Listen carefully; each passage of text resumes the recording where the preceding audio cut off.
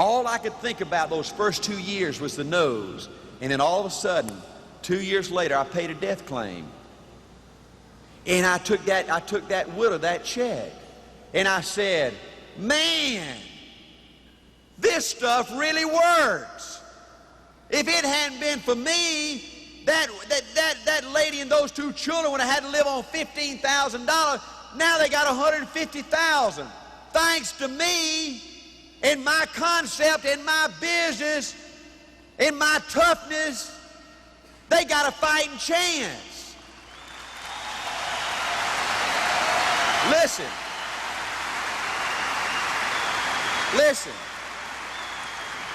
Folks, that shocked me. Yeah, and then all of a sudden I said, Art, you're thinking all wrong. See, all I could do was think of the ones I'd lost, the people that said no. Over that 2 years, I had a bunch of people that said yes.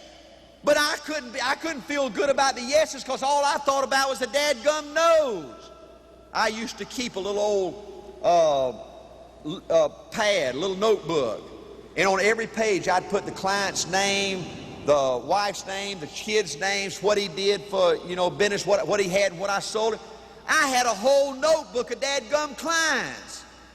But I didn't think about the good things. At the end of 2 years, I was having some people actually send me referrals. People that needed my insurance or investments, needed a part-time job. But I couldn't appreciate that because I was always worried and upset about those that said no.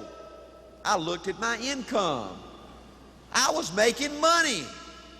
I came in this thing with $1,000 in my teacher's credit union 2.5 years later, part-time, and I'd accumulated $42,000.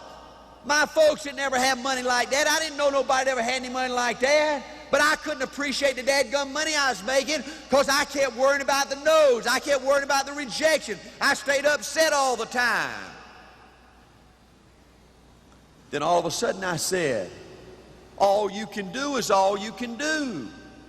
All right, dadgummit, you can't do no more than all you can do. You can't buy the program for people out there, right? You can't pay the dadgum premiums for them, right? I mean, I used to go in a home, and I can talk, right? Right? And I used to go in a home, boy, and I'd let them all have it. Man, I'd made the greatest presentation you ever made, and then, boy, an hour or two later, I'd say, how does it sound? And they kept saying, no. And I'd put that old smile on my face.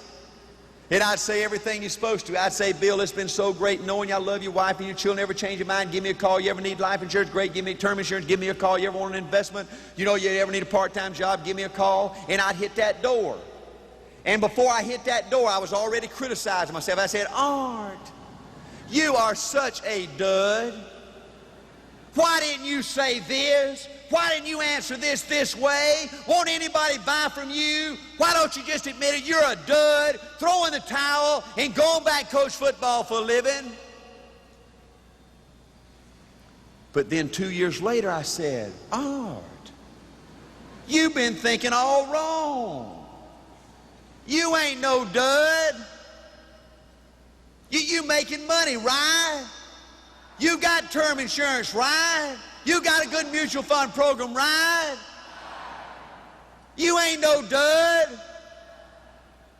All you can do is all you can do, right?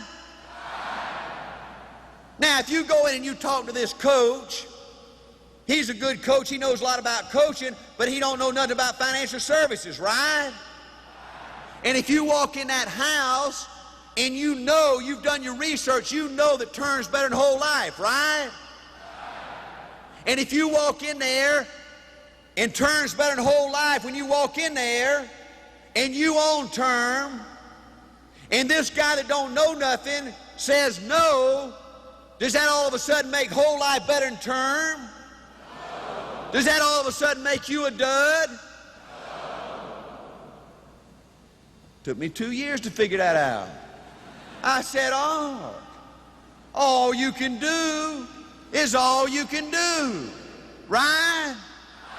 You got a responsibility to be right. And I was. I sold term insurance. I sold what I own on my own life. I sold what everybody ought to buy. I said all you can do is all you can do. So I changed my whole thinking around, revolutionized my business. Then I'd walk in a house 2 years later, and man, I'd give him the whole ball game. Man, I'd give him a presentation. I'd blow his butt out of the water, and 2 or 3 hours later I'd say, how does it sound? And you know what? They kept saying no. They said no. But I'd put that old smile on my face. And I'd say everything you're supposed to. I'd say, Bill, it's been so great knowing you, love you. You'll never change your mind. Give me a call. You ever need term insurance, mutual fund down the road, you know you might need a part-time job, give me a call. I'd say everything you're supposed to, and I'd hit that door. And before I hit that door, I was thinking, I said, you know what? Of all the policies I analyzed, and I must have analyzed 2 million last year. But of all the policies I analyzed, that guy's program had to be the worst. But you know what? It's just perfect for him.